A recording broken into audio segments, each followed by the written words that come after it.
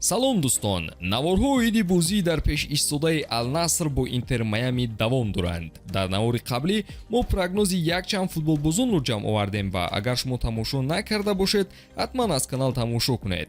Имрӯз интервюи Криштиану Роналдуро пеш аз бозӣ мебинем ва ба прогнози дигарон ҳам рӯй меорем.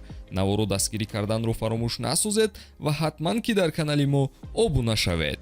Рафтем. ёдовар мешавем ки рӯзи 1 феврал ду дастае ки солҳои охир шӯҳрати зиёд касб кардаанд, Ал-Наср ва Интер Майами бозии дӯстона баргузор мекунанд. Тамоми хабарҳо атрофи ин бозӣ мебарояд ва ширкатҳои букмекерӣ коэффициентҳои баланд ба он дода истодаанд. Шумо низ метавонед аз хизматрасониҳои ширкати 1x истифода бурда тамошои бозиро ҷолибтар гардонед. Дар 1x регистрация осон ва пардохт аз тамоми гӯшаву канори дунё, вале муҳимтар аз ҳама бонусу ҳаҷми $100 дар аввалин пардохт бо промокоди Touchfood. Ссылкаи бозӣ дар комментария. Ба ҳама муваффақият. Ал-Наср ё Интер Майами, ман Манчестер Ситиро беҳтар мешуморам, вале агар ҷиддӣ гӯем, интихоби ғолиб мушкил аст. ҳар ду даста бозингарони қавиро ҷамъ овардаанд ва аз чанд ҷиҳат баробар ҳастанд. Роналду ё Месси? Агар маро пурсед ки бо кӣ бозӣ кардан мехоҳӣ, пас ман эҳтимолан Криштиану Роналдуро интихоб мекунам, чунки ӯ бештар ҳамлагар аст ва Месси бошад плеймейкер. манам плеймейкер ҳастам ва ба ман нафари голзан лозим аст. Роналду ба ин нақш бештар мувофиқ меояд. ман ба чемпионати Арабистони Саудӣ ва MLS кам диққат дорам ва ҳама ҳушам дар Аврупо мебошад, вале фикр мекунам Интер ғолиб меояд, чунки онҳо Месси доранд, бозингари беҳтарини ҳама давру замон. Барои ман ӯ нобиға аст, чунки ӯ корашро олӣ анҷом медиҳад. ба варзишгоҳ барои тамошои ӯ ҷамъ меоянд ва дар навбати худ ӯ голҳои зебо ба самар мерасонад. ҷоизаҳояш ку як мавзӯи калони дигар.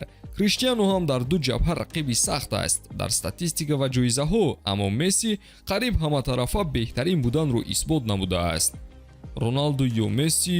онҳо ҳарду дар ин сину сол мисли ҷавонони 20 сола бозӣ мекунанд. ман чанде пеш 30 сола шудам ва хурсанд ҳастам ки агар болои худ кор кунам, метавонам то замоне ки худам хоҳиш дорам, дар ҳамин сатҳи баланд бозиро идома диҳам. ин ду бозингар ҳама қоидаҳоро вайрон карданд ва ин маро мотиватсияи калон медиҳад. онҳо нишон доданд ки ҳама кор амалишаванда аст. тамошои бозиашон ҳамоно ҷолиб мебошад. ду нобиғае ки то ин дам ба худ ҳамтон надоранд. рақобати онҳоро тамоми ҷаҳон назора мекард ва акнун мо имкон дорем ки бори дигар инро шоҳид шавем. ҳарчанд ин дар як бозӣ мешавад, бозии шоуи калон мегардад ва ба мухлисон ҳатман писанд меояд. касе Мессиро писанд дорад, Роналдуро бад мебинад. агар Роналдуро дӯст доранд, Мессиро бад мебинанд. бадбинӣ?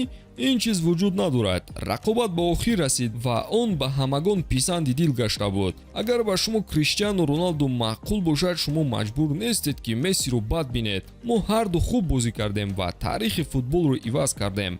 тамоми ҷаҳон моро эҳтиром мекунад ва ин аз ҳама нуқтаи муҳим мебошад.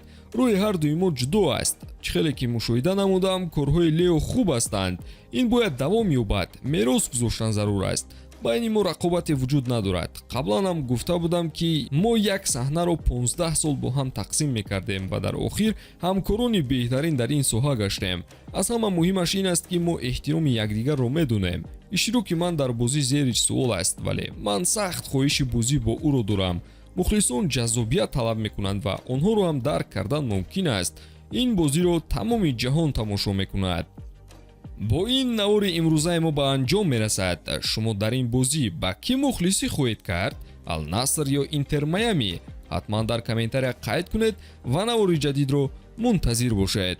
хайр дӯстон.